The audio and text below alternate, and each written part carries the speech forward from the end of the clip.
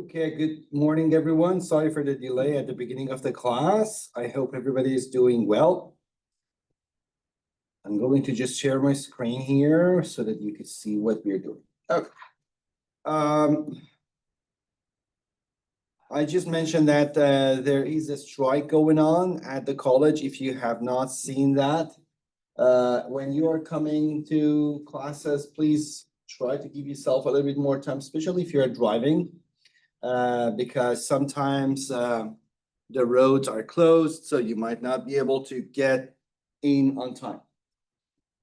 Great to see you all. Thank you, those of you, for your messages in the text box, in the chat box. Okay, so we are, let's take a look at the weekly schedule. We always start from there. So we are reviewing what we are doing for the day. Don't forget, every single time you come here, you need to just log in. Then we can go from there. So this is what we are doing this week. We are in the second week. We are working on Microsoft Word. So in the previous session, if you remember, we talked about different topics, including security, we talked about security, we talked about networks, we talked about subjects like hardware, software, things like that. Anybody having any questions about those things? Do you have any questions about software, hardware, networks? How do they work? Any security questions? Anybody tried hacking any major banks? No? That's okay. If you did, that's totally fine. Just Pentagon. They changed the, I showed you, like they changed the website's name as well. Okay, so we're going to start with Microsoft Word, and we will cover these topics that you see here for the second week, as well as the things that we had for the first week. So we are adding them all together. Totally, the things that we are learning are not difficult. Majority of our students, most of the time you are using the software. We're just going to put them in a context that is more understandable for everyone. So there is a presentation file that I use for our class. So let's take a look at these topics in Microsoft Word. Is there anybody who has never used Microsoft Word before? So almost everyone knows a little bit something about it, right? This is Microsoft Word. This is Microsoft Word. And what do we do with Microsoft Word? I just click on blank document. What do we do with Microsoft Word? Yeah. Like the document, like written documents, and graphs. Also, we can insert some pictures, drawings, columns, etc. Like we can make it an official way or unofficial way. Okay, so you can write letters, you can write books, you can create formal letters, you can create informal letters. So any input document could be created with that. And as you said, thank you for that. We can also add charts, pictures, everything. Don't forget that all Microsoft products could be are integrated together, right? So there is a section, I don't want to teach you this right now, we will learn it later. But you see this one that it says object. When I click on this, I can bring any of these objects from the other software, from PowerPoint, from Excel, from Visio, from another Microsoft Word, from different things like Microsoft Paint. Anything could be, we can just bring it into Excel, we bring it into Microsoft Word and use them here. So don't forget that they are all integratable. Now let's see what are the things we could do with that. So let's cover the basics. At the beginning, when you log into Microsoft Word or any other software in Microsoft Office Suite, what you could see is that we have something on the top here that we call it as, let me just annotate it so people at home can also see it. So in this part, which is on the top, this is called, anybody knows the name for this part? We call it a ribbon. Yeah, you knew that? Okay, perfect. Thank you. Sorry, I just didn't see you. That's called ribbon. Okay, and we have something else. Under the ribbon, we have different tabs. These are the tabs. And under each tab, we have different sections. You see, this is like a separator. There is another separator. There is another separator. These lines like that you see here. And then we have clipboard, font, paragraph, style. Okay. Some of us are using the software, but we don't know the names. It is important to know it because if you are applying, when you're applying for a job somewhere, these days for basic things like Microsoft, Excel, PowerPoint, Word, they don't spend time or they don't have time to give you tasks and then they correct it. What they do is that they will give you something online, you have to go and do it. So then you have to read, right? It's like, go to the second tab, go under the styles or first tab, home, and go under style section. Okay, what is the style, right? You need to know the names. Don't forget, I know that functionality is very important, but you need to know each name. Like what is the name of, for example, this one? It is called text highlighter color, right? So you need to know the names. Don't forget that. It is important to understand which one is which. And again, it's not a secret weapon over there. You can just like move your mouse over it and then you can find all those names. Okay. Now, the first thing that we're going to look at, like save as, show rulers. Now let's take a look at the first thing that we have here. You see, we don't have any rulers right now. If I go click on view, I can go under the show section, and then there is something that's called ruler here. Now, you see, as soon as I do that, I have these rulers on the top and on the side. So they're very helpful because you see these gray areas. Let me use annotate tool again. So this gray area here, it's a little bit bigger, this one. And this gray area here, what are they? Anybody knows? What is that? Why did they put it gray? Or you see like this one here, and they have, if I scroll down, there is another one here. Yeah, sorry, go ahead. Where you're like not writing, it's like at the beginning of the sentence is going way closer to the center than the original sentence. Yeah, it's like we call it something. There is a name for it. That is correct. So there is a gap, right? On the top, there is a gap at the beginning, at the end of our documents and from both sides. Is there a feature? No, no. Yes, margins, very good. And the Oscar goes to? Layla. Okay, that's correct. Yeah, so we call it margin. And then just look at that. I can go ahead and make those margins different. So I can let me just clear that. Thank you. Vicky also mentioned it from in the chat box. That's correct. So the Oscar is going to be split between two people. Now, I can go under layout and you see this margin. These are the lines that we cannot or we do not print on them. Now, let me tell you something. When you are dealing, what are you studying? What is your major? Business. Business. What business? International business? Finance. Finance. Okay.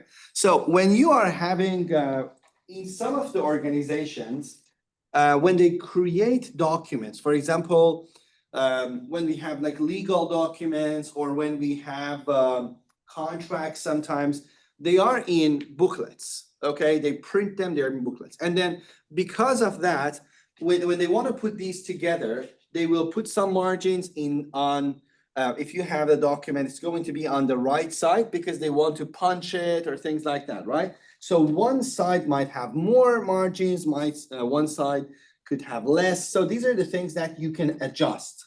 You see, I have normal margin, which is 1 inch, 1 inch, 1 inch, 1 inch. This one is like ½ inch. This one is different, moderate, wide. And then this, we can have more options. But if I go down here, you see I can have more options for the margins.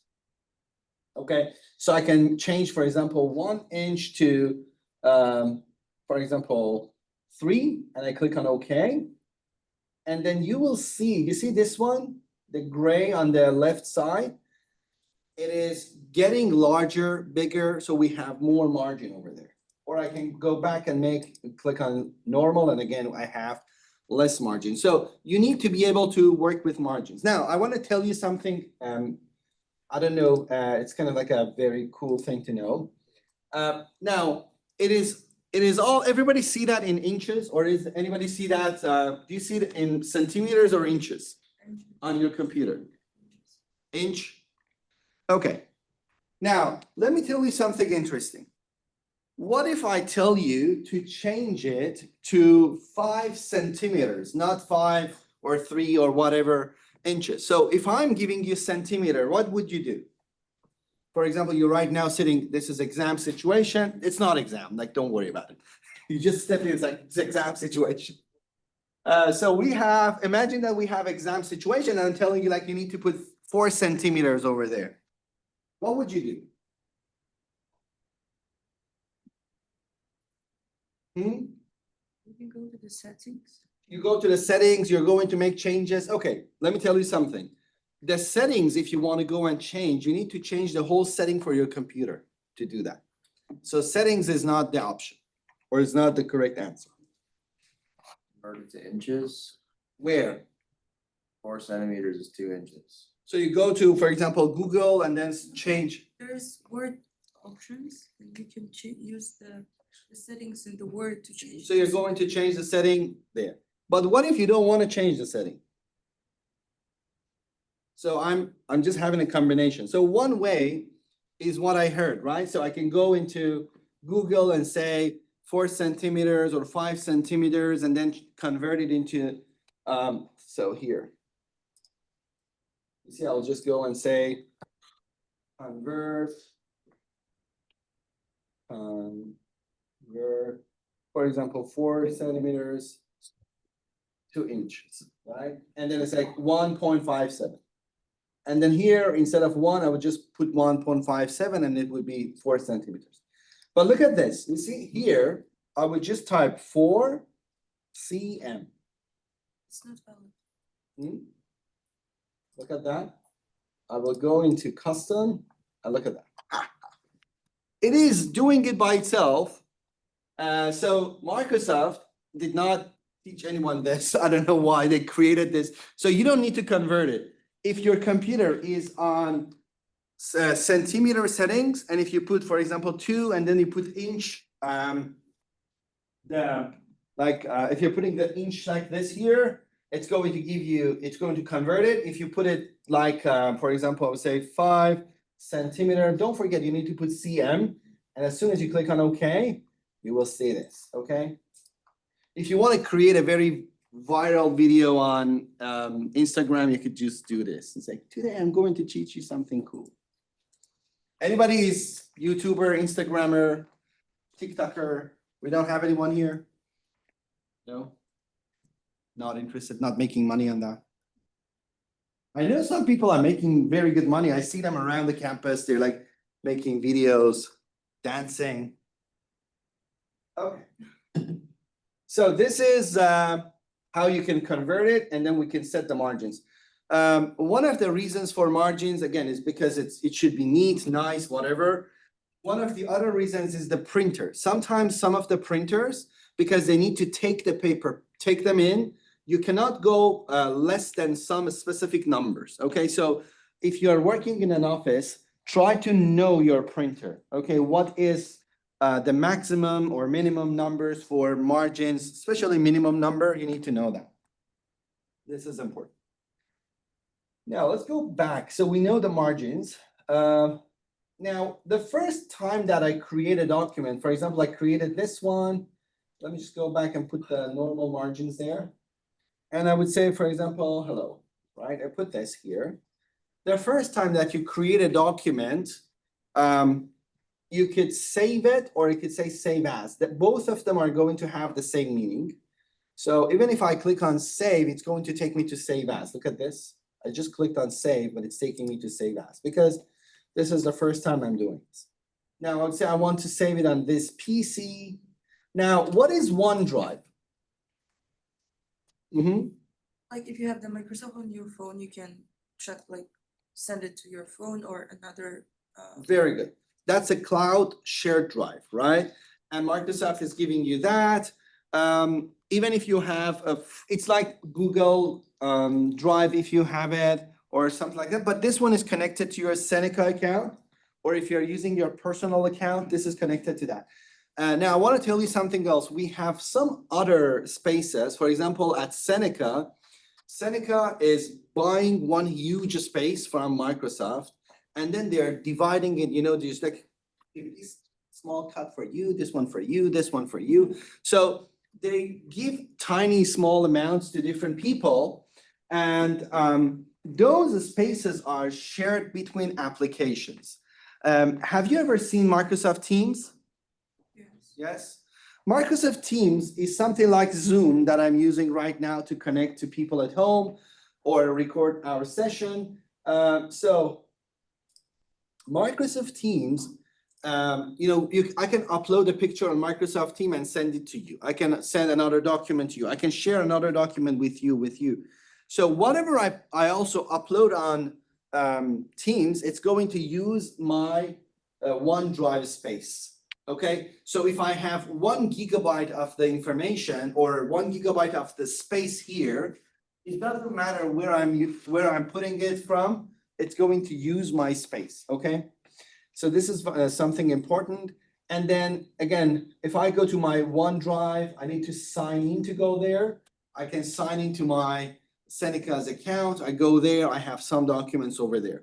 The good thing is that when you go on cloud, then I can share it with other people. We could simultaneously work on one document. This is very important and helpful. Now, I don't want to put it on OneDrive. I just click on this PC and I will put it I can just browse and then put it in my downloads folder. Okay, it says hello.docx. And you can see that there are so many other ways that I can save this document that we will talk about it later.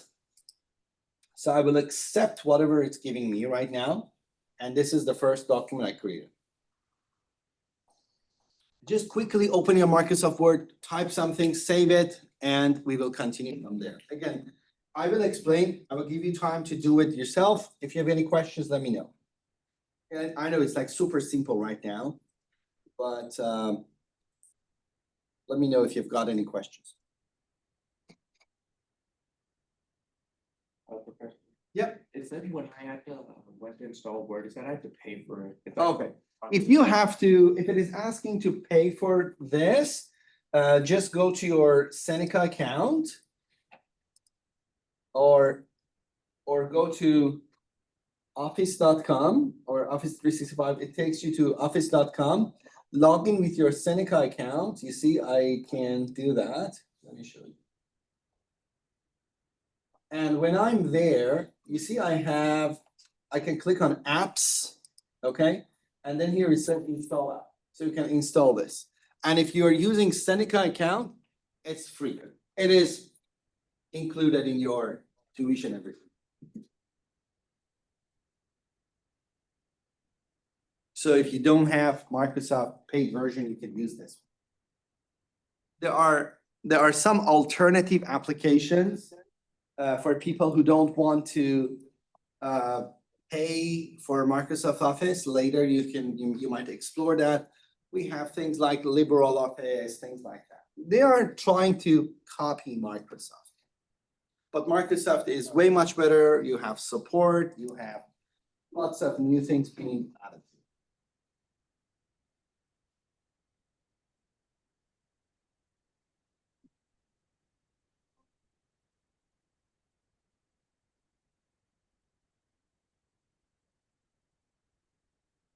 Done.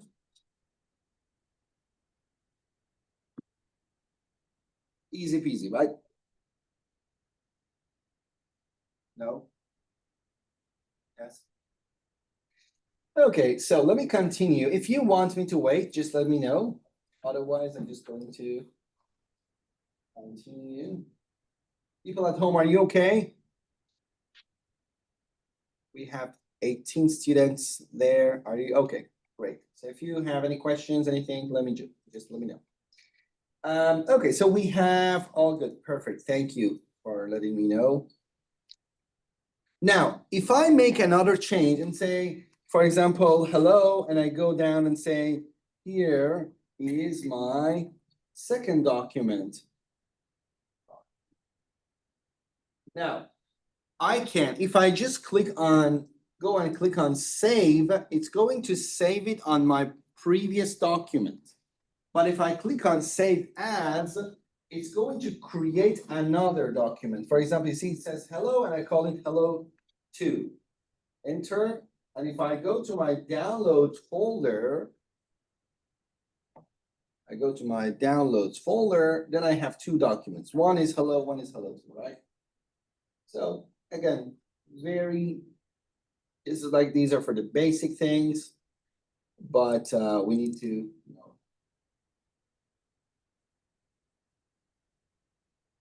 Okay. Now, there are some basic formatting things happening here. So if I have a text like this, I can select my text. This is the first step.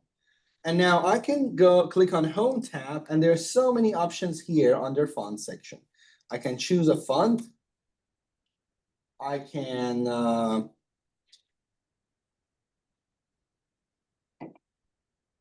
let me show you something.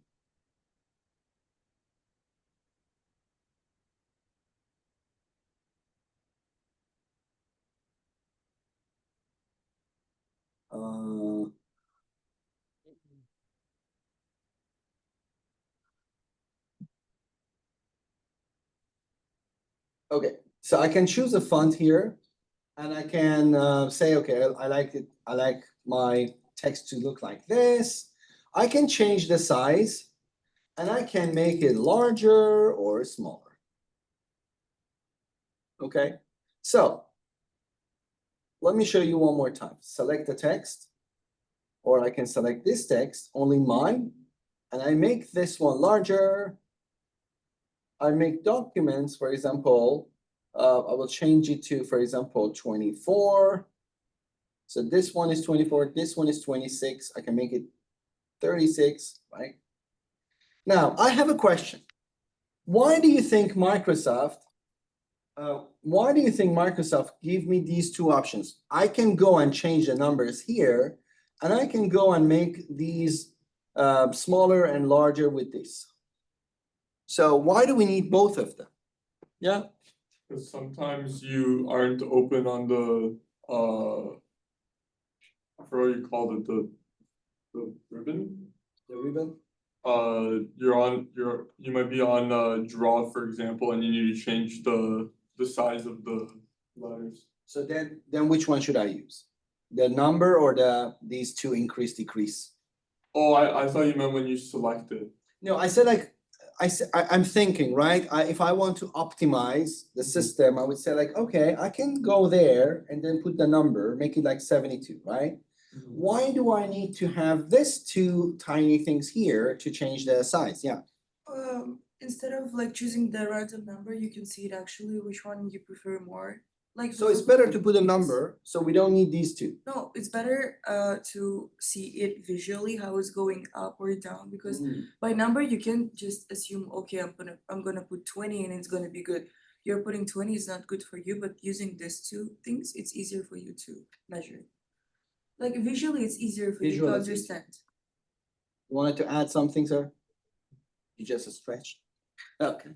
Okay. Any other ideas? Do you want to use AI to find the answer? Why do we need to have these 2? Or use any resources you want. Tell me. Try to find why do they put this here? How different, or when, in what circumstances we will use the number? In what circumstances we are using decrease, increase? Beside being visually easier, that's correct. Beside being, some people like to use numbers, some people like to use the keyboard. Like, now, what else is the reason? Title. Hmm? First one will be title and other will be like normal text. There is another reason for it. There is a serious reason. One specific, one's incremental. Let me Highlight. wait a little bit more.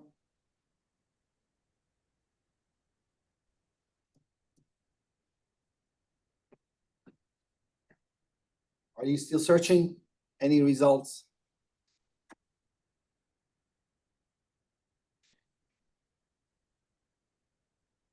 You see the sentence, the answer is in this sentence. Try to see that. The answer is here. Look, the word here is 11. Is 11. My 36. Second 11. Document 24. Now, if I select all of them and I choose a number, all of them will be at the same size. But what if I want to keep the ratio and then make it larger?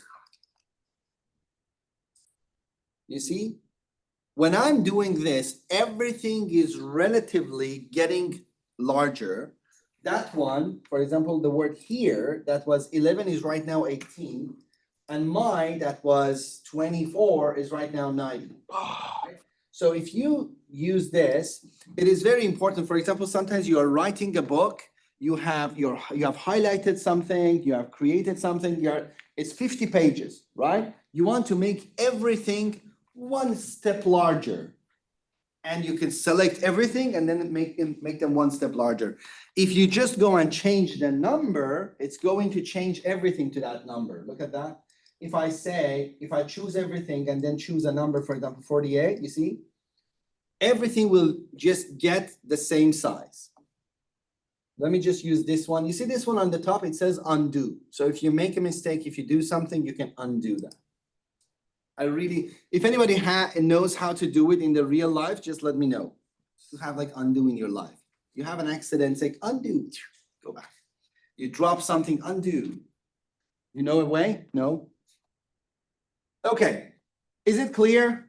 So it will relatively change the size of everything for us. Now, do you think that Microsoft was very smart creating that? I don't think so. Look at that. This is Microsoft Excel, right? And I'm going to say, for example, he is here. I'm going to go there and change this one to 48 and change this one to this, right? And I will select this cell and I say increase. It does not do the same thing in Excel. So Microsoft created a very beautiful feature in PowerPoint, in Word, but they forgot to bring it here. It's like, oh, we missed it. If you know Bill Gates, just let him know that there are some glitches there. Okay.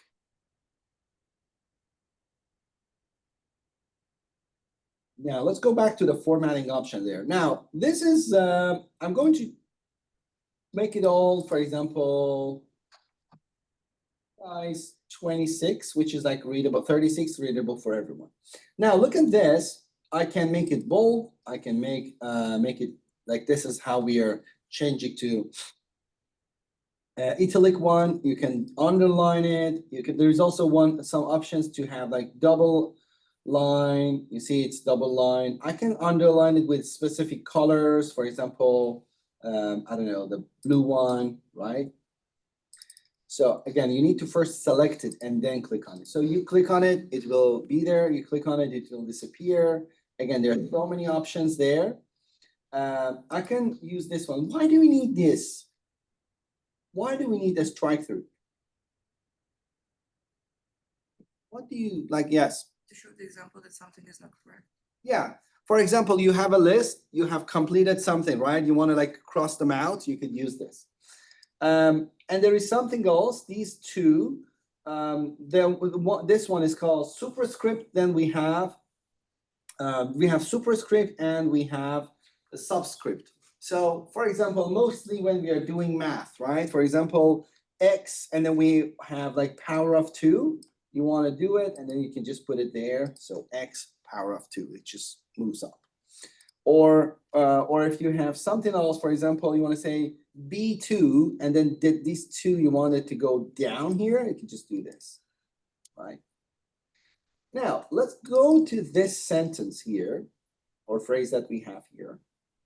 And I can make it glow, and like there's some options here. I will give you some time to look at it. You know, I can change the outline color, shadow, reflection. For example, look at this. Okay, again, let me undo that.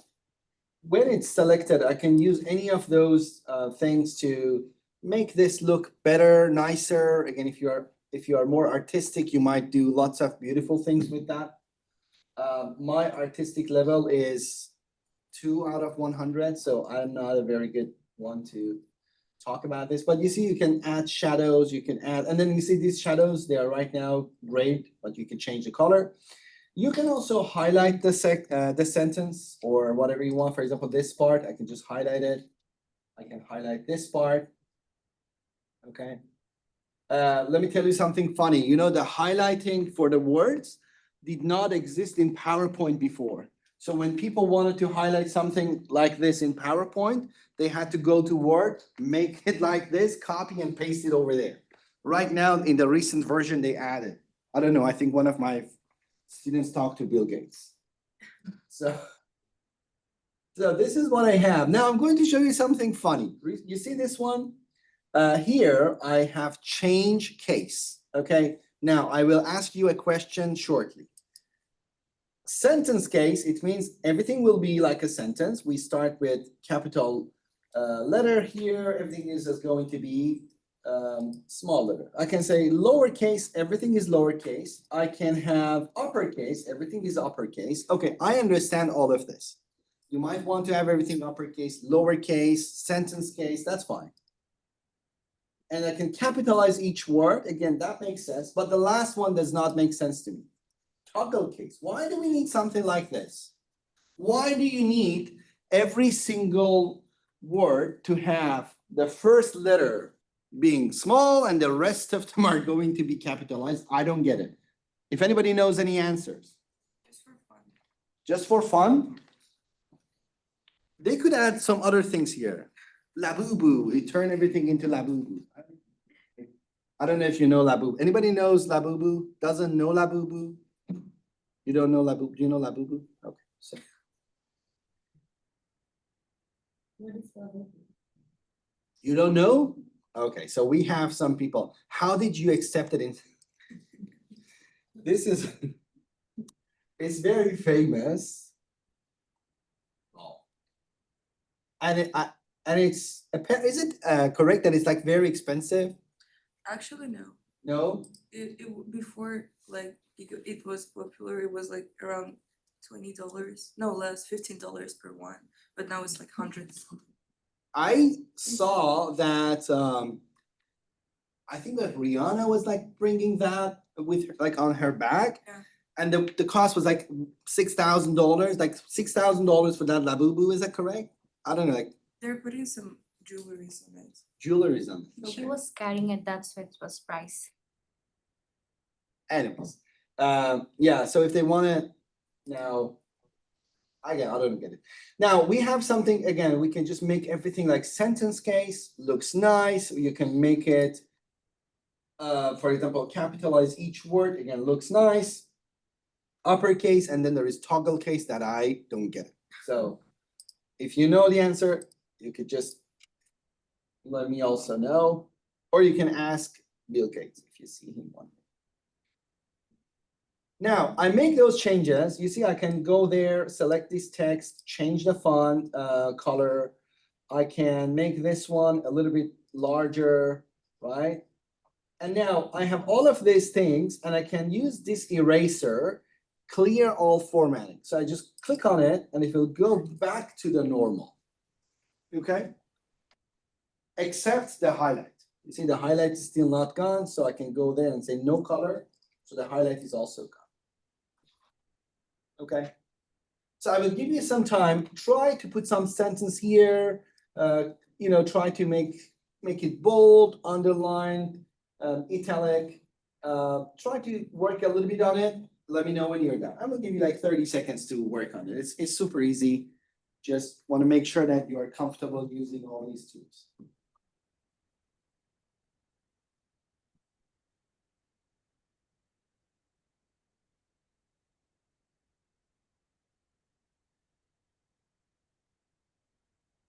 Those of you who do not know this class, I will give you a short break around 9 o'clock.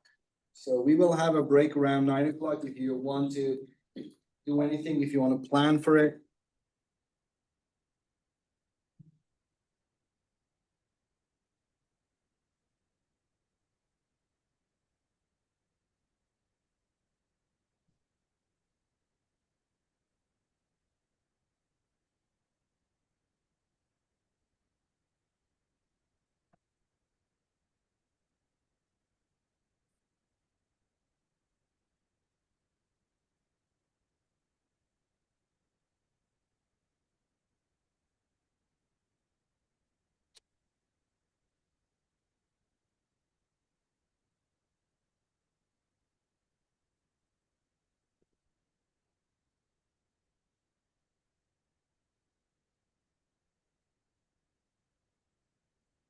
All good?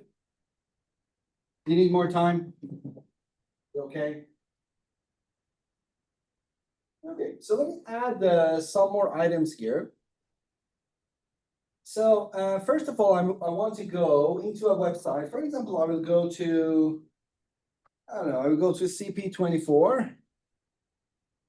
And then under news, I'm just going to, oh, this is our strike. You see, I told you.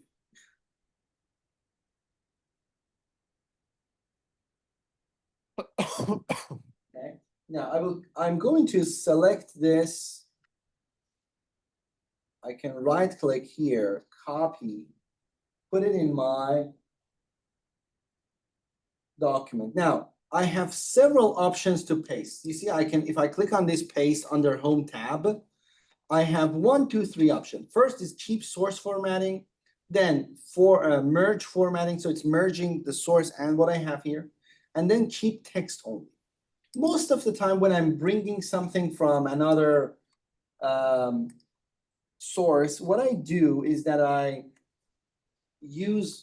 just remove every formatting that it was over there and just bring the text because that better fits what I'm doing here. Now I can just go and make the changes as I want, make it smaller or not, right? So this is what I have, copy and paste. And if you click on design tab, you will see that there are some options here under page background. Okay, I can go there and click on borders. Let's take a look at page border. Again, some of you might right now be in process of applying for jobs, preparing resumes, things like that. Sometimes some people might suggest that put your resume in a box, it looks better. You see, I can create borders around it. You see this border that I created for this page? I can just zoom back. It looks like this. In some cases, again, when you're doing your activities, assignments, sometimes if you put a border around it or put it in a box, sometimes it looks a little bit better. But just be careful if you're doing it for resumes, check which company you're applying for, because these days resumes are just, there's no human being checking that. If you are uploading your resumes, if there is a box, sometimes they are not able to read inside the box. So they might not be able to read your resume. Okay, just be very careful. Now, I just put a border around my work. Again, if I want to make changes, I can make it, for example, different color. The width of this, I can make changes to. If there is any art, again, I don't know who does that. I never use any of those around my work. But if you really want to celebrate, for example, Christmas, you want to create something very beautiful, you could do this. Okay. Very creepy. I don't like this. But anyways, it exists there. So you can add beautiful art.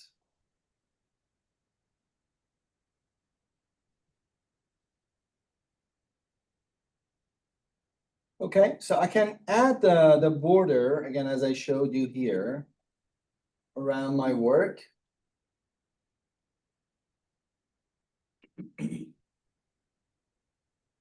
Just give it a try.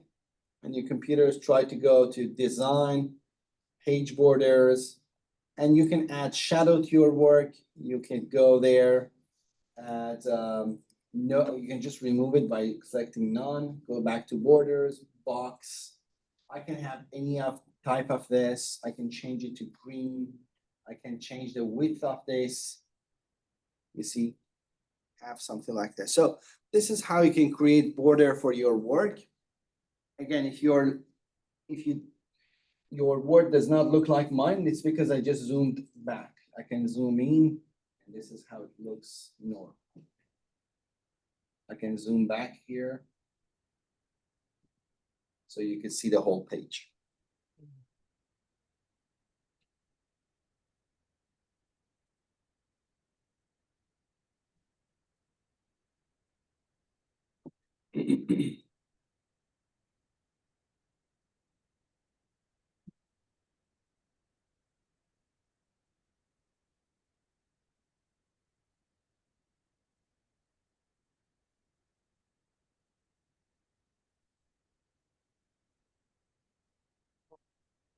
Questions? Now, after changing the border, there is also something else we could do. We can change the background. You see, I can make it, for example, any color that I choose here. I can change the background of my document. Again, some of the options, I think it's good for students at school, not for serious activities. I never change the background color for the documents. Unless I want to like show something very important. But anyways, you could go there. I can just remove this. Again, for the borders, if you don't want them, just say none, click on OK. But there is something interesting here. We have something that's called watermark. So let's click on that. You see, we have some options, for example, don't copy or confidential. Let me click on this. You see, it is grayed out, so it does not conflict the text that I have, even if I have more text. Let me just copy and paste the text one more time. So I'm just copying this part. Copy, enter, paste, paste. You see, I can still read the text, but the word confidential is written here. I can change this word confidential to something else. I can say custom watermark. You see right now it says confidential, and I can put a picture as a watermark. I can choose it from here. For example, I would search and say, I don't know, what do you want to put there? No. What else? I don't know, flower, whatever you want, something simple. I will just put this one. See how it looks like. You see, again, it's coming as a faded background. I can add it there. I can go again to custom watermark. And instead of picture, again, I can go and say text. And here, for example, it says ASAP, confidential, copy, don't copy, draft, original. I can just put any of those. Or I could just type in whatever I want. For example, I would say Seneca, Polytechnic, right? So I can change the font, and I can say if I want this to be diagonal or horizontal on my page. I can just choose it from here, and I can say okay, and see Seneca Polytechnic is showing as a background in my work. So this one is being used a lot in so many organizations when we don't want people to, you know, copy our documents. We want to still keep it there. Give it a try. Let me know if you have any problem, any questions, anything.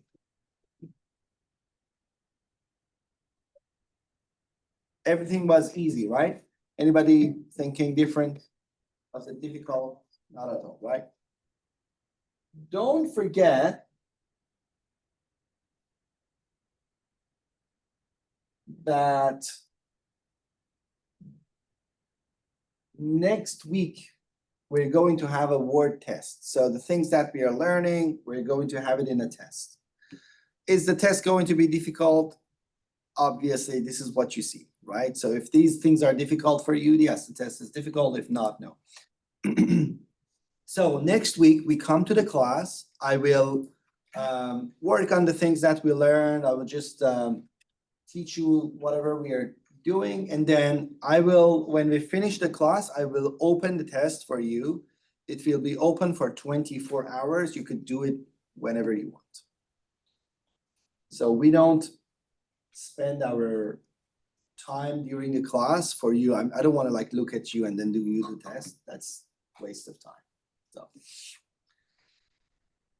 okay, any questions? No, all good? Okay, so let me go back to our file here. So we talked about bookmark.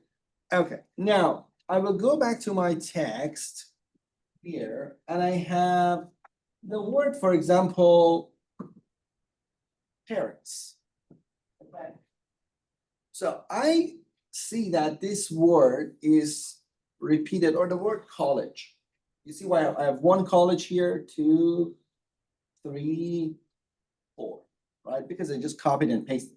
Now, there is an option here on the top that says replace. So I can click on this and it says find, and I can replace it with something. This is helpful if you made, for example, there is a person's name, it's called, for example, I don't know, Johnny with 2 N, and I just put it with 1 N. And I want to say, okay, go into this document, maybe this word is repeated 200 times, replace all of them with this one. Or sometimes you can be very creative. For example, if you have like some extra space, you can just remove it with this. Now, I would say find what? I would say find the word college and replace it with the word polytechnic. I can just replace it one by one, bless you. I can click on replace, and it's going to find the first one, and I can replace it, and it will find the other one. Or I can say replace all, and it will replace all of them. Okay, so all the colleges in the sentence right now are changed to polytechnic. I can have more options here or search. So if you want to search something, you could search a word and then replace it with something else. This is, again, this is helpful when you have large documents, when you want to change some information. For example, you made a mistake, all of your words, you typed it wrongly, or it is being added for some reasons, you want to remove them. I can remove the word polytechnic. You see, I can say, take the word polytechnic, okay, remove it and replace it with nothing. Okay, I can do that too. I can say replace all, and you see the word is removed from my work. So that's also doable. It doesn't need to necessarily replace with something. It could also replace with nothing.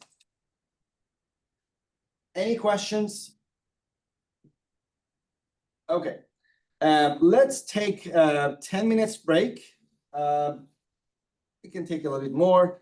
So let's be back at 9:10, and we are going to continue from there, okay?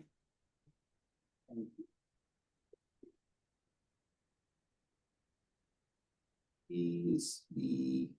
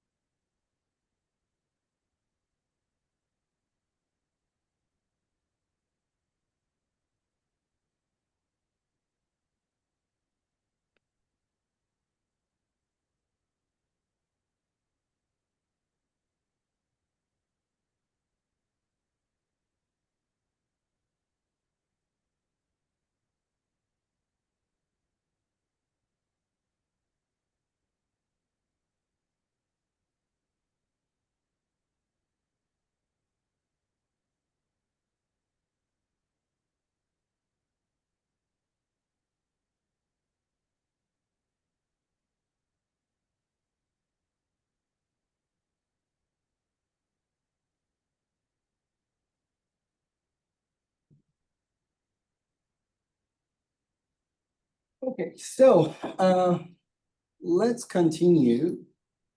So we talked about find and replace. Now, I want to show you something else here.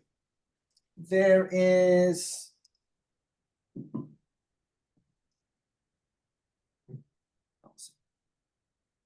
now there is something that we could add to our work. So if you have one paragraph and you want to move to the next paragraph after that, this is what we could do. So we have this one. I click here at the end of this and say insert. And then I can add something that's called page break. So page break will make sure that whatever I have after this will go to the next page. So you see, if I just zoom back, you can see that I just added a page break here. Again, one more time, I have these two pages. And after my first paragraph, I can just click, go under insert and add a page break. So this will make sure that the rest of the things will go to the next page. Okay, so I can add a page break. Now, the question is that I added my page break, for example, under this one, again, the second paragraph, I click and I say, click on insert page break, right? So it is breaking this, it is moving to the next page. There is something important here. Again, if you want to look professional in your documents, in your resume, if you need to go to the next page, don't just put so many inters, right? That looks a little bit weird. Just put a page break that make sure that it goes to the next page. Now, what if I want to now delete that page break, right? I have one paragraph and then there is a gap because I added one page break. Then I added this one, then there is a gap. Now, if I want to delete the page break, how can I do that? You need to click on home. There is this option here that it says show hide. Okay, so we click on show hide and then we can see the page break here.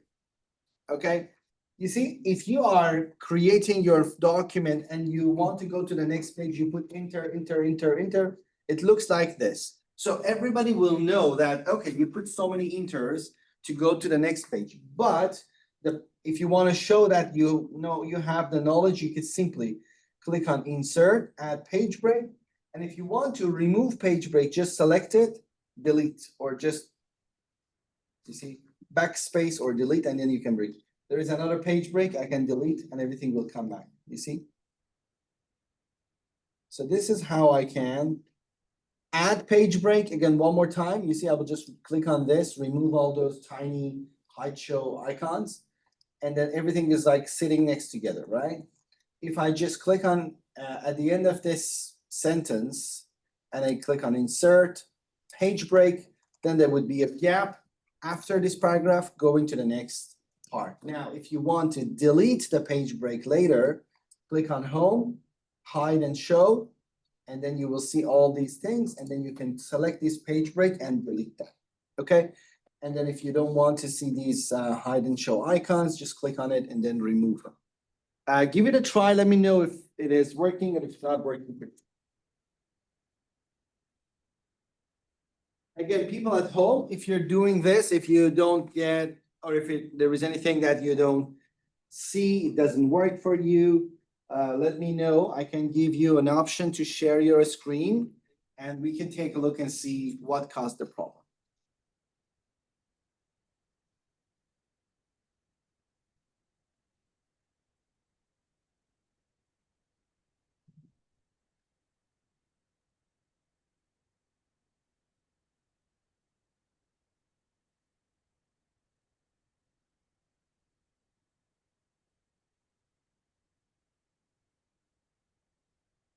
So this is page break, adding it from insert.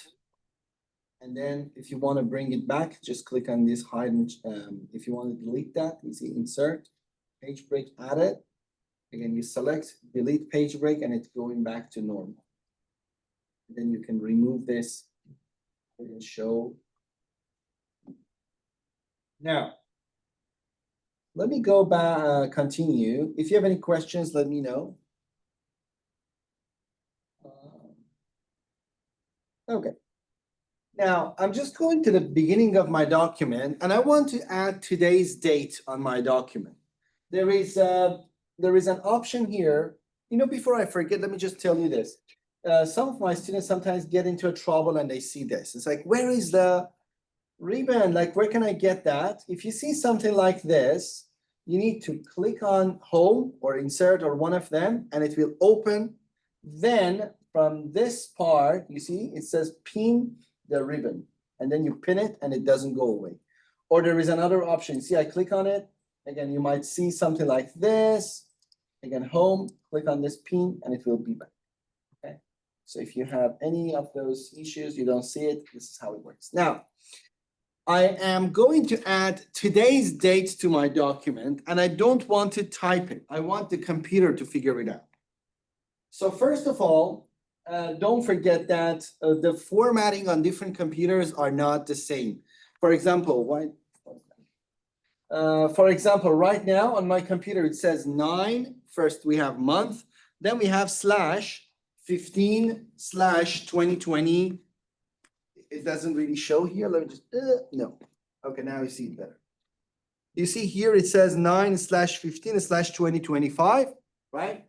It might be the same on your computer. It might be different. If you have Windows 10, if you have Windows 11, if you have different formattings, this could be different. Sometimes you have dash instead of slash. Sometimes you have year or month or day first, and then it is having the rest.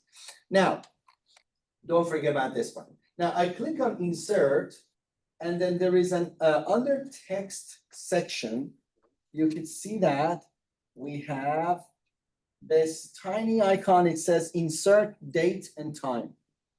So if I click on this, it will ask me again, if you didn't see that, insert, and then under text section, there is something that looks like a small timer on it. You click on it, it says insert time and date and time. And these are different ways that you could add it to your document. So do you want it to put the day and the date, or do you want, like, what do you like the formatting to be? This one looks fine to me, September, space 15, and then comma 2025. Okay, now I can click on OK, and it will be added to my document. Again, this is when you don't want to type it yourself, you just want the software to figure it out based on your computer configuration. Now, yes. Because this is the online version. So if you use the, it's okay. So if you use the, you have the, yes, you have it on your computer. Okay, yeah, download and so this is the online version. The online version is okay, but it does not have all the features. Yep. Perfect. And any other questions? Okay, now let me show you something else. I'm going to again select this one, delete, enter.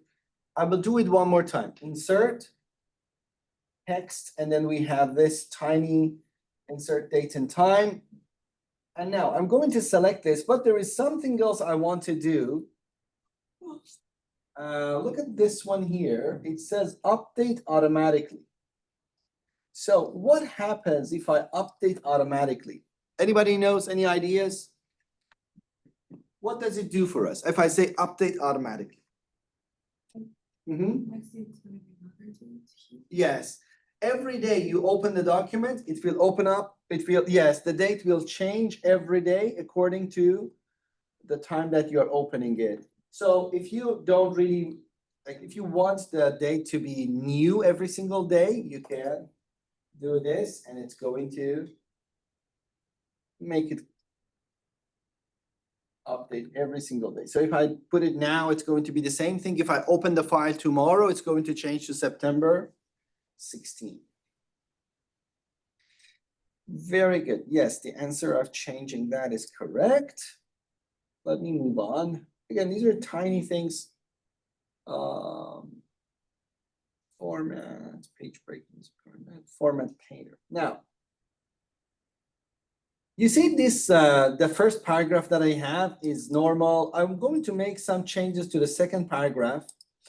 I want to make it bold. I want to change a little bit, like the font will be changed, and I want to make it a little bit smaller. I will add a little bit of, like this one is going, I'm just adding some background color to this, which we call it shading. Okay, so I have one paragraph that has yellow shading and the font is different, the size is different. Now, I want my first paragraph to look exactly the same as this one. My first one, I want to look like this. The formatting want to be the same. So how can I do this? I'm just going to choose a part or portion of my ideal paragraph, the one that I like, the one that I want, and then I will choose Format Painter, click, and then select the one that I want this to be applied on, and then you see that this is going to be applied. Now, you see the font, the size, everything is going to be added. Even if I choose, for example, font color, it's going to be added. For example, if I make it green, and if I choose a little bit part of it, and if I just go and add it there, the text is going to turn into green, but the only thing that is not transferred is the shading. So the shading will stay as it is, but the rest will change. The font size, colors, everything for that will be copied. Again, if sometimes you bring something from another source, you want them to all look the same, you can just set this. Or you work on something, for example, and say, okay, I just made this the way that I like, and I want the rest of my document to be like this. For example, I make it, I don't know, it could be like dark blue, and I like this, for example, font, okay, and I like this size. So I have all of this, I click on this, right, Format Painter, and I'm selecting the rest of my document. So everything else will be like that. Again, I told you that shading will not be the same, so I just need to go and say no color if I don't want to see that. Give it a try. Let me know if you've got any questions.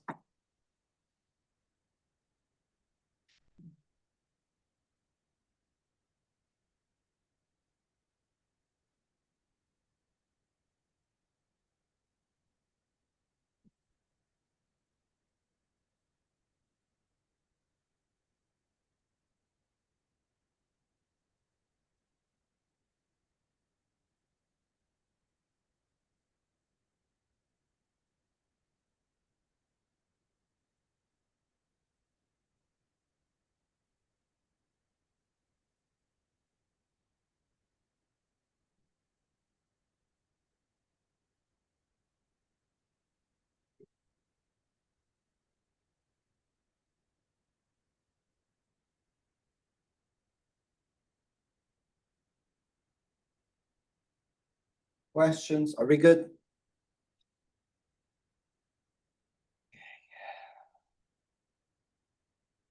Now, if you, let me see, all good, perfect.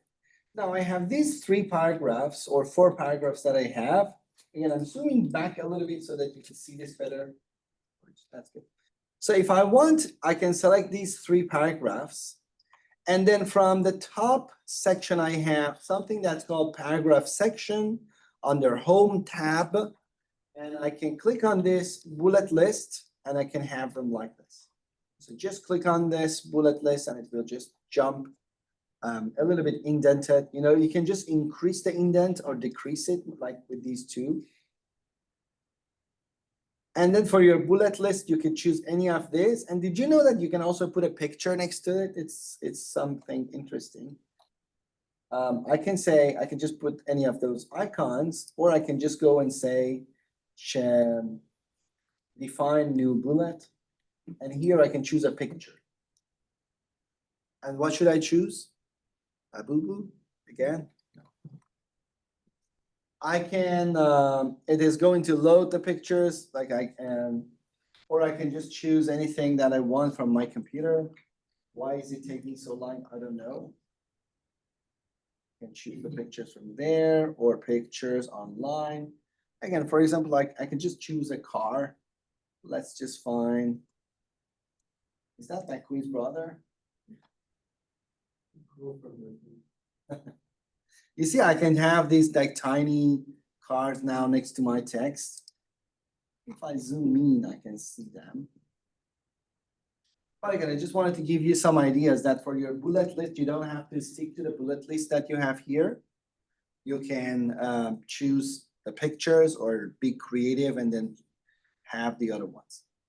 You can add symbols, any symbol that you like could be added to your bullet list as well. Instead of the bullet list, you can also have numbers. So you can see we can have these numbers 1, 2, 3, 4, or I can have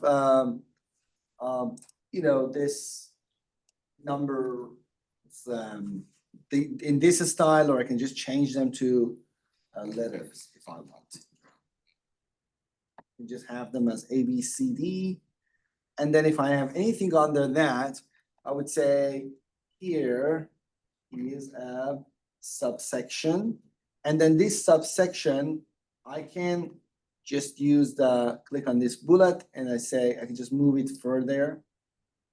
And then I can create a subsection here, for example. Number 2, right? So anything that you have at different levels could be added like this.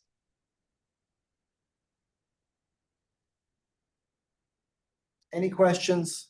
Bullet lists are easy.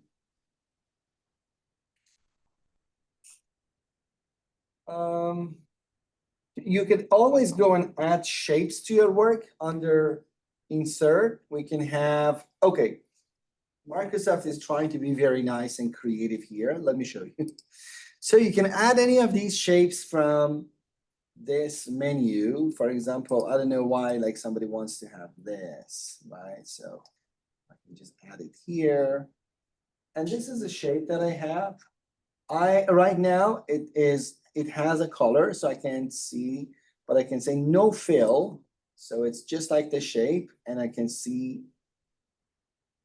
through the shape, like what is sitting there.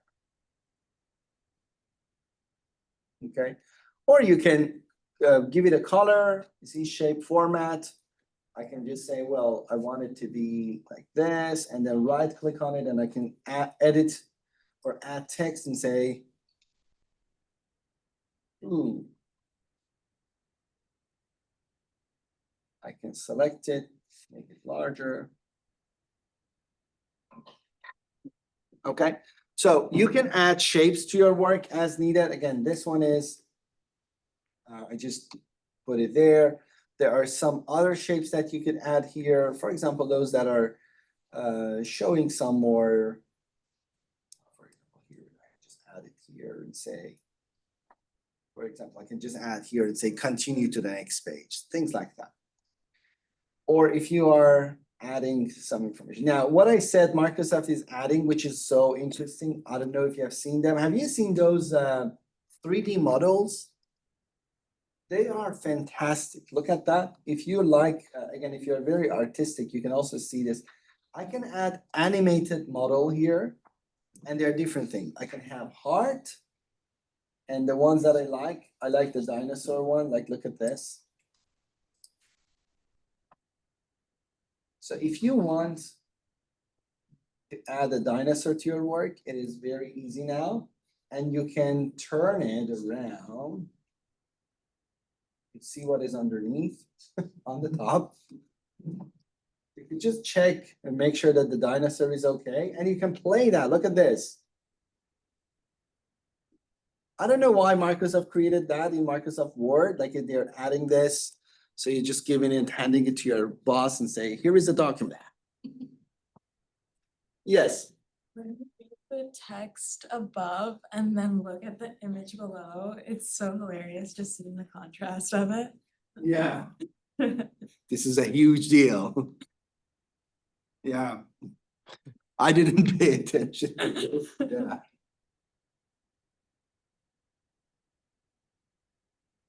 Anyways, like they have these beautiful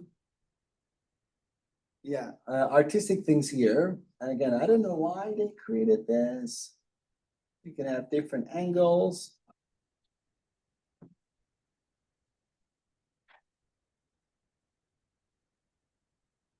Okay.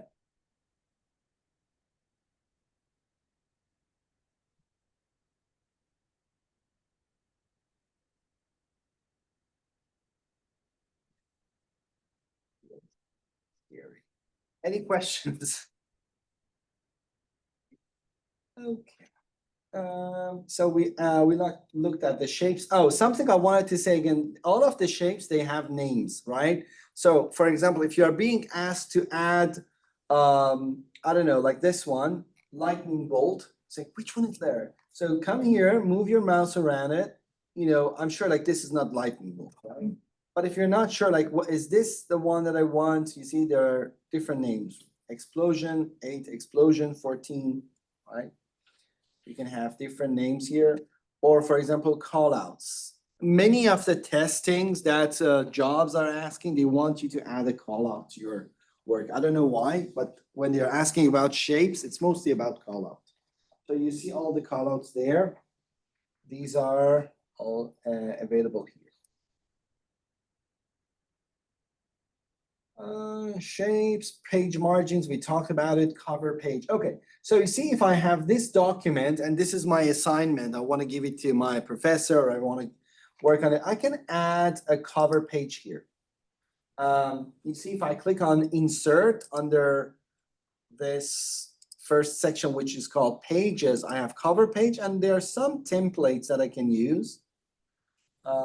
They look nice, so you can use them, or if you want to have more, you can go to the, you see like there are different ones that you could see from office.com, for example, if I can use this one.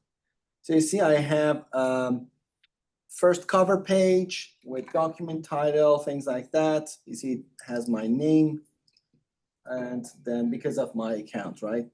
And date I can add, and then the course title. Then the second page is the real document. So I can undo that. I can just bring another one if I want. You see this one? Document title, document subtitle, date, company's name, company's address. I can just add it to my. So cover page is also added simple. You can just simply go there and add it to your work.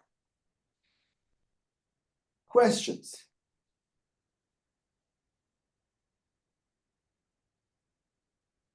Now, let me go down. You see everything that I have here is sitting in just one column. I can make it 2 columns. I will just select these 1 and 2 or A and B paragraphs. And then I can go under the layout and it says column. So it's right now 1 column. I can make them 2 columns. So they look very ugly right now. I can just make it a little bit smaller.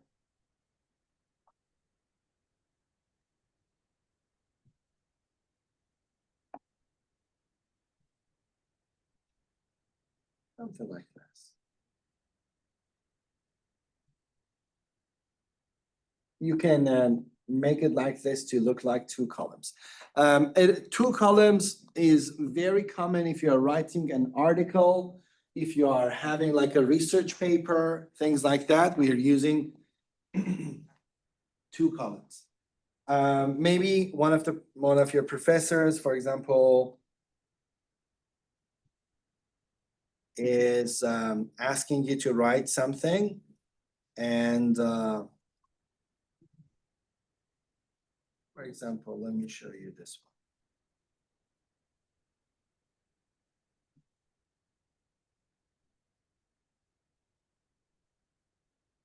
one.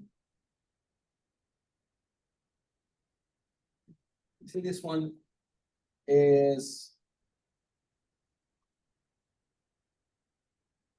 a research, right? A research paper. And then you could see that the text is sitting in 2 different columns. On top, we have some information of the name of the topic or the research, people who wrote that. And again, do you remember how to create this part? Like A, A, B, or B when they're going on the top? What do we call them? Anybody remembers that? Something a script. No, superscript. Superscripts are the ones that are going up, subscripts are going down. Okay, and now this one is giving me an option, or like is letting me or moving us to the next thing that we want to talk about, is when we want to talk about bibliography. Okay, this is very important. Do you all know how to add a reference to your work when you're doing research assignments? Yeah. Okay. So again, if you don't know, if you can always check with Seneca. What is something wrong? Seneca. It doesn't let me type. Library. It doesn't let me type everything. Library. Seneca. So if you go to our Seneca Library website, it shows how we are how to cite the sources. Did you learn this in the which course? My English course. The English course. Come 101. ELI. Yeah. But everybody else got the similar course, right? So you know about citations. So when we are adding citations, is there anyone who doesn't know anything about citation? Okay. When you're going to cite something into your work, for example, you are researching, and most of the time we are using AZ databases. For example, you are looking from, I don't know, one academic database, for example, the one I showed you, Elsevier here, and you want to use this in your research or in your assignment or in your paper. All of those things, when you're doing them, we need to have proper citation. So let me give you some information on this and then how we can add it, or how is it connected to what we do. So we see we have citing sources. There are different ways that we will do the citation. Again, if you forgot, just take a look at the Seneca library to see how we are doing the citation. So we have different models or different ways. We have APA, and Seneca and some other colleges are using MLA as well. But APA is like very right now popular. If you are doing a research, you want to cite the work, most of the places are asking for APA. And that's the difference between like how we are putting the citation. There are some other ways. One of them is Harvard, one of them is Michigan. If you want to submit your work to, for example, if you're doing a research, they sometimes say we accept this formatting. So they will tell you what kind of citation is accepted. Now, let me show you how to do that in Word. Under references, we have something that it says you can manage sources. Okay, so here you click on it, and then you can add all the sources. For example, it says search, and it says browse, and I can say new. So new source, if there is a book, if there is a book section, journal, article, conference, report, website, document, any document file, for example, see this is a film, any of those could be added. Right now, it is showing APA. I can go to Chicago, I can go to Harvard, I can go to MLA, all of them. And again, you see, it says APA 6th edition. Right now, many places are working on APA 7th edition. There are some tiny differences there. Again, if you want to do something really high level, you need to pay attention to those kind of things. Again, or sometimes the professors are asking you to put the citation for your work. So this is how or where you add them. So APA or MLA, these are like the two common ones that we use at Seneca. Again, if you put this and then you can add, you see insert citation, add new source. What is your source? For example, you found something on video. So what is that title, director of that? What was the year? You will add them. For example, let me just add you want to add something from Spider-Man. Everybody's okay with Spider-Man? Please be okay, because I have no other choices now. Okay, movie.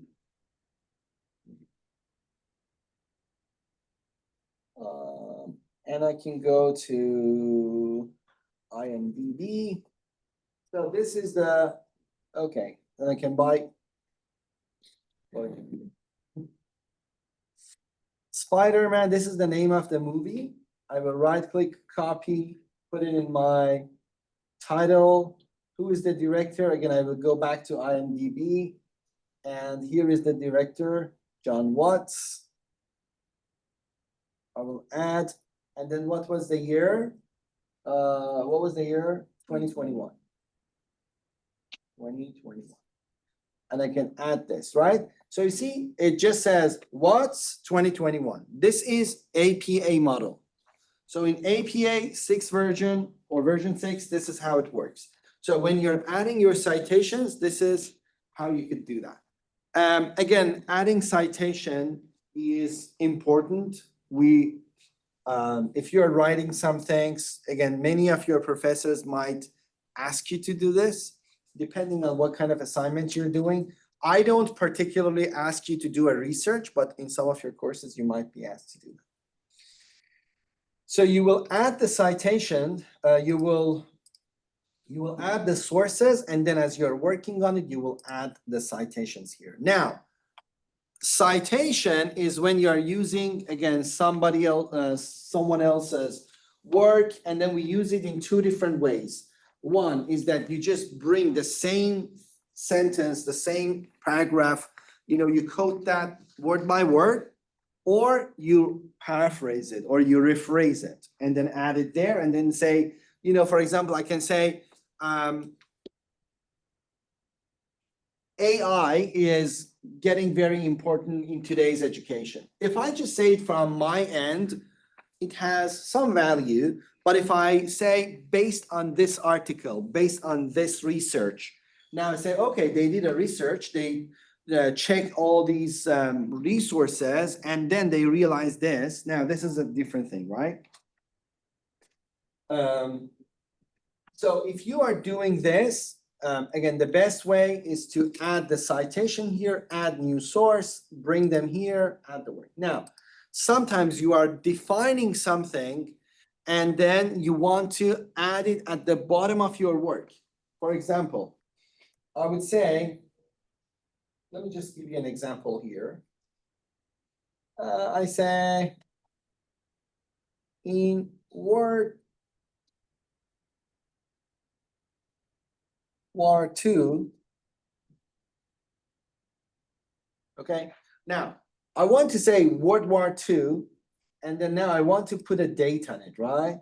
So World War II, okay, and then when was that? I can go to my source. So it says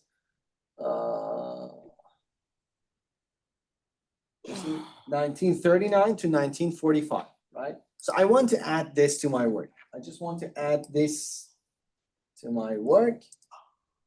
I copy it from here. Now, when I'm saying in World War II, the reader does not necessarily need to know the exact dates, but I want to put a source there. So I want to put some more information at the bottom of my work, which we call it as a footnote. So I will insert or I will add a footnote here. And you see this one? It says a footnote, and the footnote is getting added here. Let me just delete these objects so we could just see that. You see here is the footnote, number 1, and I can just paste my information, September September 1939 to September 1945. I will just add this here. Okay, now when someone is reading this, when they get to number 1, they can go down and see what that number 1 is. Okay, that is called a footnote. Can you see that? Is it clear? Yes? Everybody can see that? So this is footnote, and this is citation and adding sources. So if you are working on different sources, you could just add them here in your manage source, and then you can edit new and add all of the sources you want, and then you can add them to your work with APA citation in Microsoft Word. Also, you can add the footnote for your work. Again, if you are talking about someone, for example, you can say, okay, now you're talking about Einstein, right? And then at the bottom, you want to say he was, who was Einstein, what was the time that he was living in, any other information that is less relevant, but you want to add this so that people can read that, you can add it under the footnote section. Any questions?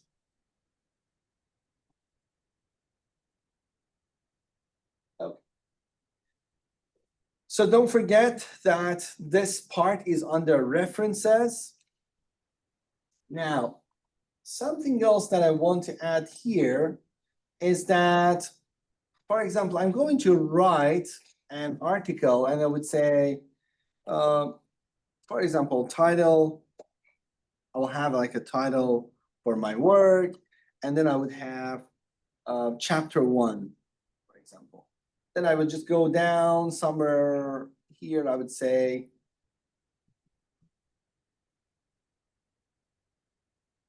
chapter 2. Okay, now look at this. I'm going to organize my work. So I have this title, I click on home, and under home tab, I have something that's called style. So I can choose title here. First of all, the title that I choose is going to have, or I can just open it up. I can say title. Now I can put it in the middle or whatever. Now there are benefits for using a style, and I will show it to you in a minute. You see, chapter 1, I will call it heading 1. And then chapter 2, I will select and call it heading 2 or heading 1. So they are all heading 1s. Again, I can make this work to be like less, just say everything would be 12 or good. And I can also set a normal font so we can see this better. So you see, this is our first page document. Then we have today's dates. Then I just put the title here. And again, you can see as soon as I click on it, the title is selected here. Then I have chapter 1, it says heading 1. Then I have chapter 2, it's all heading 1. When do we use heading 2? When you have, for example, subsection under chapter 1, there's like another section, you can use heading 2. Now, why are they helping me in my document creation? They can help me a lot, and I can just click on this September. I will go to insert and say, I can add a page break. I would say blank page. So I added one blank page here in the middle. On this blank page, I will go to references and add table of content. I click on the first one, and then you can see that, or let me just delete this part. Click on this. You see the page break, I will delete that. And I will add a page break after my table of content here. I will go insert page break. So my table of content is in one page, and the rest of the information is on another page. So this is my cover sheet. Here is my table of content, and you could see that I can click on this and I can go to the other parts. So this is very helpful, right? it will create the table of content for me automatically. What if I add one more chapter to my work? For example, here, I would say chapter 3. I can select chapter 3, again, heading 1. Now, let me just go back to my table of content. It is not there, right? If I say update table, update page numbers only, or update entire table, okay. And you see that my chapter 3 is right now being added. Does it make sense? So this is a smart table of content. If you are being asked to create a table of content for your work, this is the best way. You choose the right style, and then the Microsoft Word is automatically doing it for you. It is, you can, as soon as you close and open up the document, it will refresh this for you, and then you have everything very clear. And the good thing is that if you do it manually, for example, right now, you see chapter 2 is on, it is showing you like where is the document. If you add some more pages, pictures, then your document is growing larger and larger. The table of content page number will update automatically. So this is also beautiful. Okay. So this is how you add table of content. This is how you add footnotes. This is how you add sources based on the information. The same thing with the bibliography.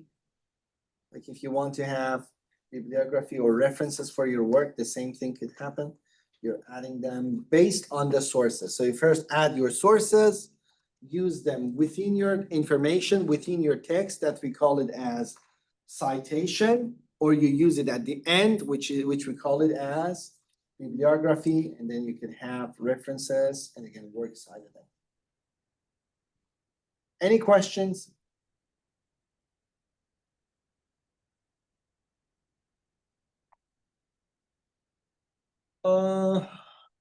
So there are 2 tiny things remaining. Do you want me to continue and then maybe we'll finish earlier, or you want to have a break now and then come back? Finish earlier, everybody's okay? So let me show you 2 things and then we will be done. First, to add a table, you see I can just go there, enter. Under insert, I can draw a table as I want. This is how I could do it. I can make tables, and again, I can add a table. There's something interesting here. You see, this is my book. I can put some information here. I can also put some information here, say written 2025.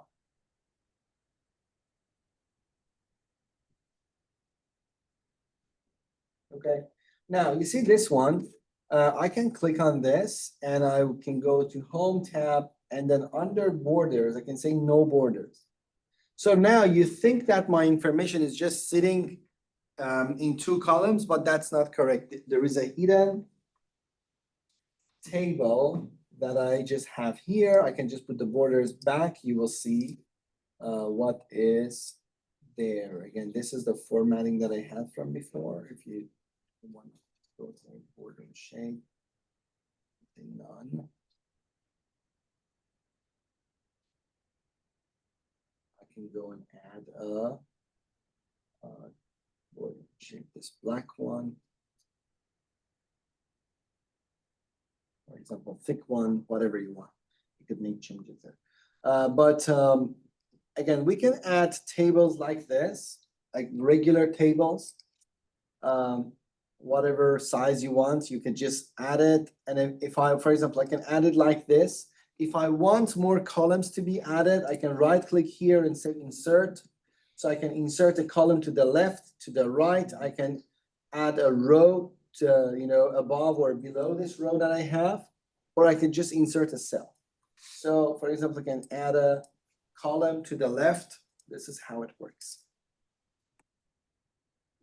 Now, tables, you can also create a table in another way if you have a word with a specific type of typing. For example, I would say first name, space, last name, space, phone number, phone underscore, for example, number.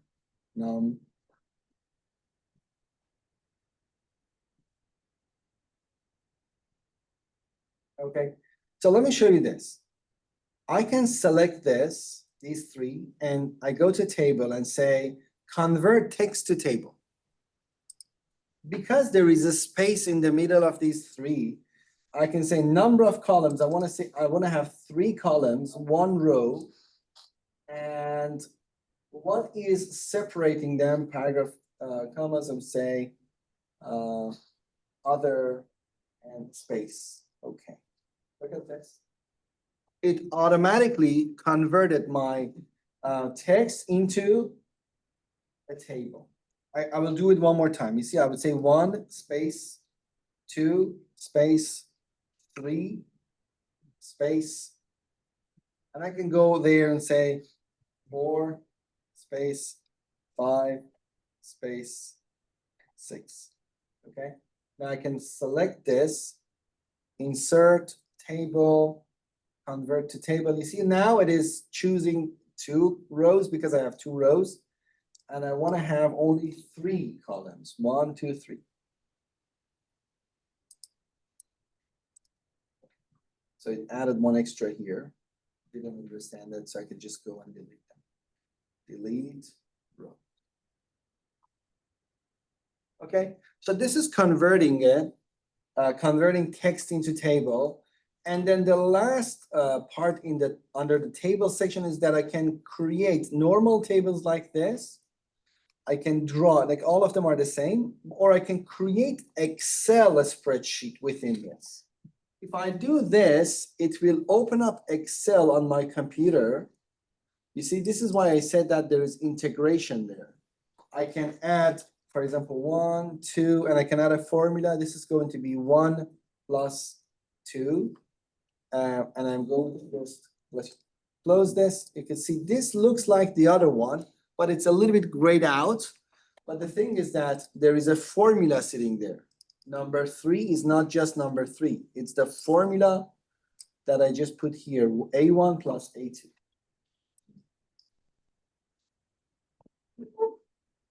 Okay. And the last thing is, if you want, you can also create a hyperlink. So I can right click here and click on link. And I say, if anybody is clicking on that, take them to, for example, CP24. Is it .com or .ca?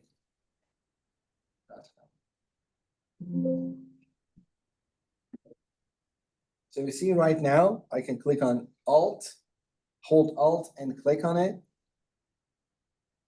Sorry, Control and click on it, and it will take me to the website. So it opens the page for me. Yes. At the first for the tables, you just hide the lines. How did you do that? The first one. In where? The first one. The first table. This one? You just hide the lines. Oh, I just select this, and you see under home borders, I would say no border. So the border is there, like we see that the cells are there, but we cannot see them. This is what I said. It makes it easier to manage your work. For example, I can just move the text over here, or put them in the middle, or put this one in the middle, right? So it's easier to manage. The only thing is that if you are using it for your resume, some of the systems are not able to read inside these boxes. So if you put important information, for example, all of your skills there, the system might not be able to read your skills. So you're not getting selected just because of these boxes. The rest, anywhere else, you could use it. They are very helpful. I always use it for my, for when I wanted to create assignments. I was always putting this on the top, making 3 cells there, 1 my name, 1 the assignment, 1 the date, everything like was going very properly on the top.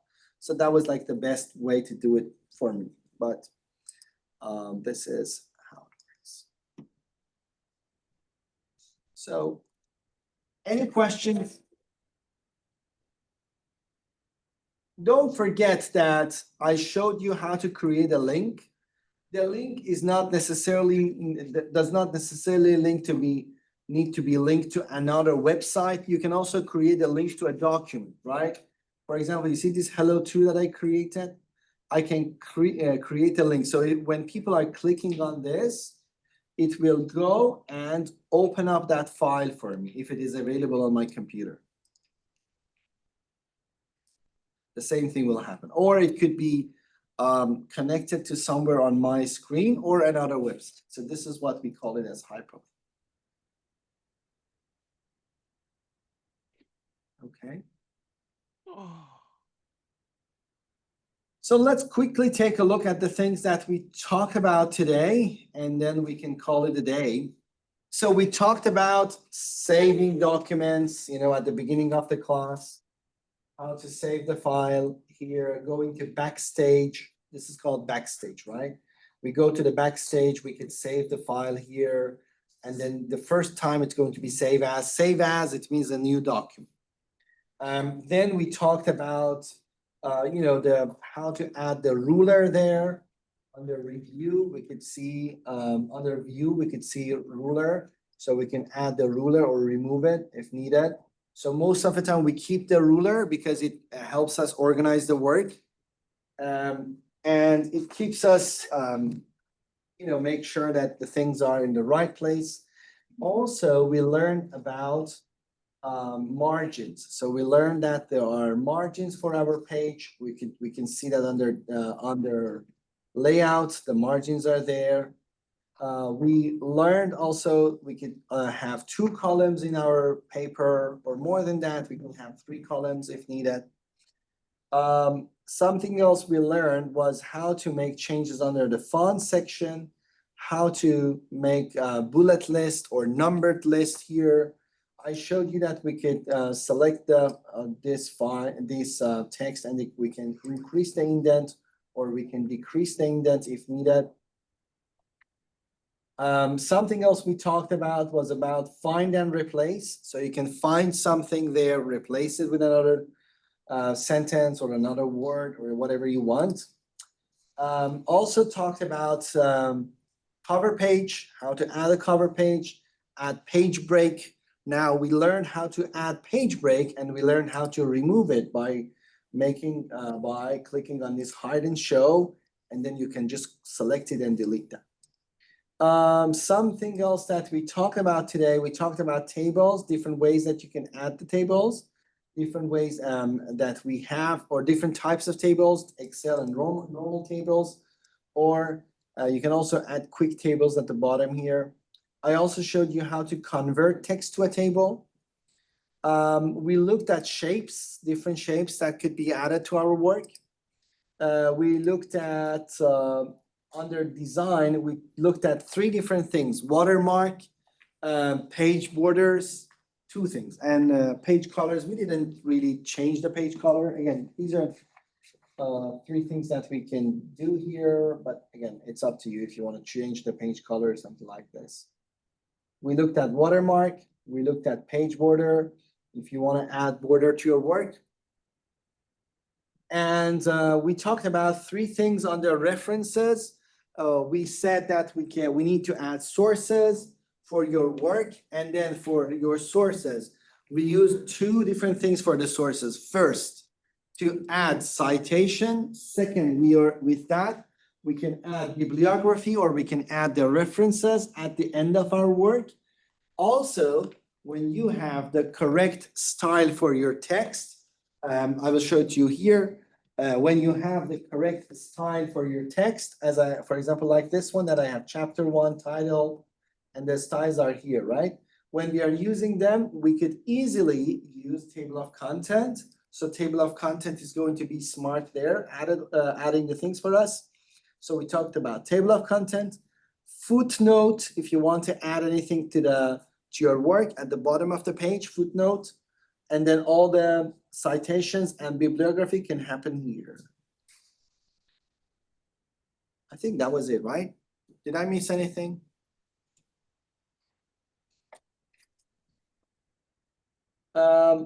Next week, I'm going to come to the class. We will review these things. If you have any questions, let me know. Then I think we can have like a quick review and maybe our class could be a little bit shorter.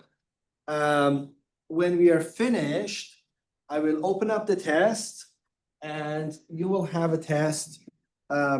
So I need to double check. I think the test is like combination of some work to do, some multiple choice questions, things like that.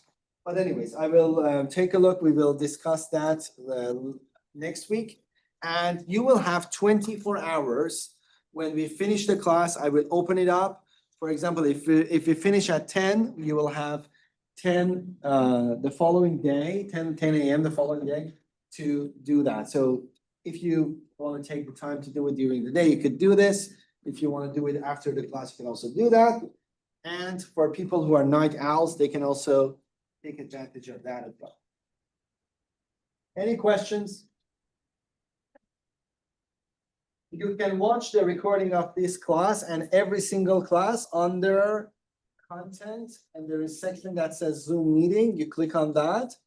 Under cloud recording, you see this is our previous session. You can see today's session here after I finish the recording. After I stop the recording and then finish the class, in about 5 to 10 to 15 minutes, this will recording will be available. I don't do anything. This is Zoom that is preparing it and putting it. If you have got any questions, I'm more than happy to answer them. If you have to go and if you want to go and no more questions, thank you for joining me today and I will see you next week.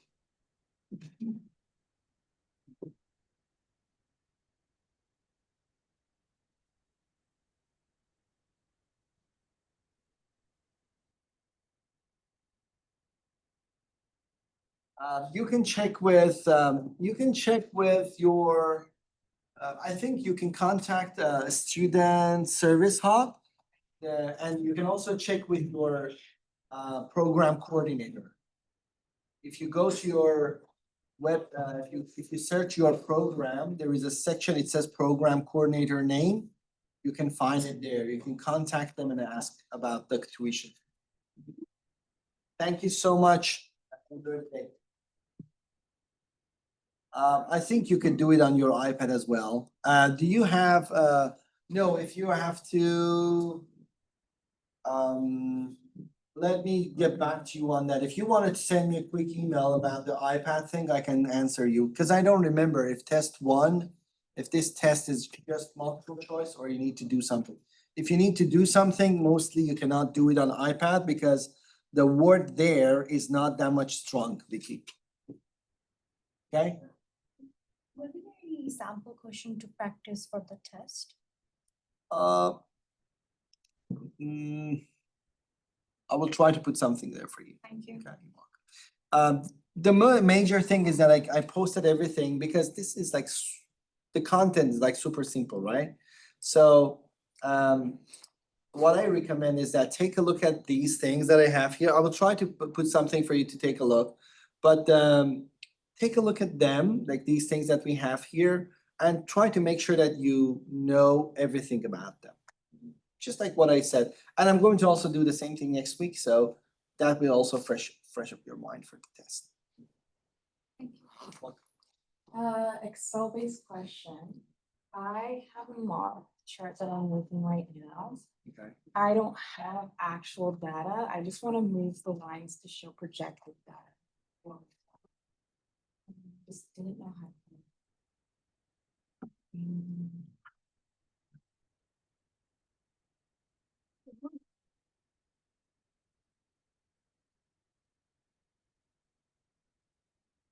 What would it be?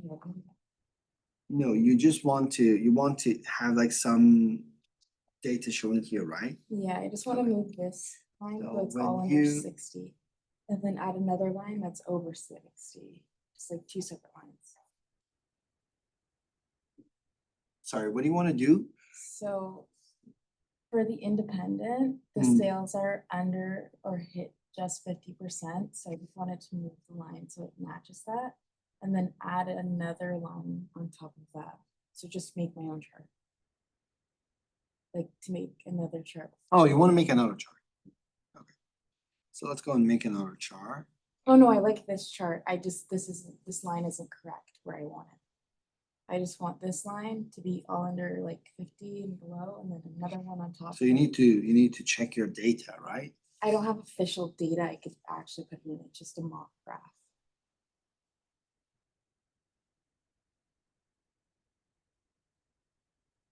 But without data, how do you wanna create this? There's no option to just add a line and then kind of move in where you want it to be. Well, is this a picture? No, it was one Or of is the like the charts that you could do, like for chart design.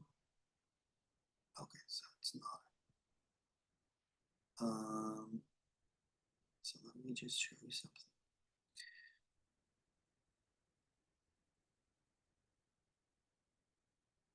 So you wanna say like you want to bring something down? Yeah, I just wanted to bring this one line down so it shows that sales are under like 50. So this is what I'm saying, so you need to remove the data that is like going above, Okay, right? yeah. So this information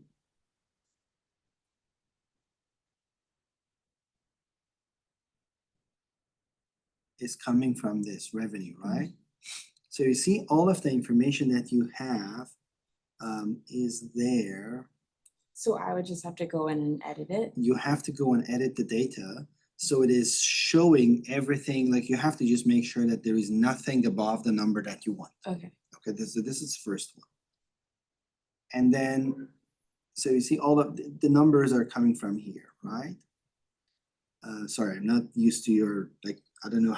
and that. No, yeah, I'm not a Mac user. I'm just not a big user of that, so it's a little bit different for me. So here, when you are, so you need to change your data to be, everything should be on. We see this one is like 62. So then I Or- could put that like add a 53. Yeah, if I just like make changes to this, this has to, it was under the lead. Okay, And then this one, and what is this one? Like there's one that it says January, it's, you see it shows 65. I was trying to figure out how to move it.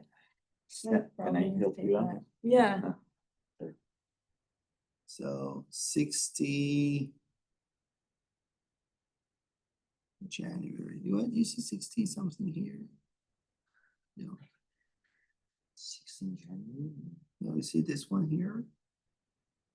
This one is showing at 64. Revenue point January 24th, 65. January 25th, January 20th. Maybe this data is getting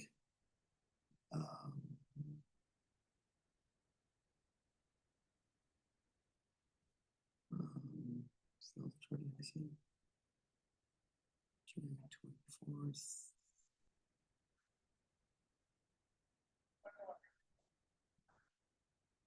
Okay, you're seeing it through here.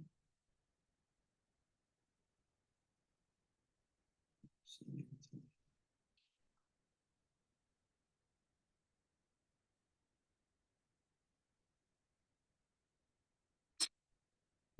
More.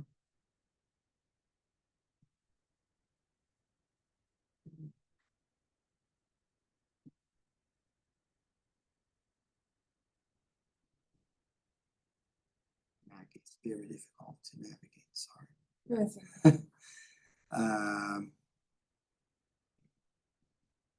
There is, I think that your data is not showing the whole section.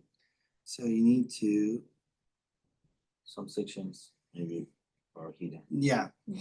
So you need to make changes first to see the data for that, right? Now, when you do this, you wanna add another line to do it, right? So for another line to be added, you could go there under the. Yes, you see here, you have, okay, can I show them my computer if you don't mind? Because that one is, don't make it much faster. Let me stop sharing and stop this class.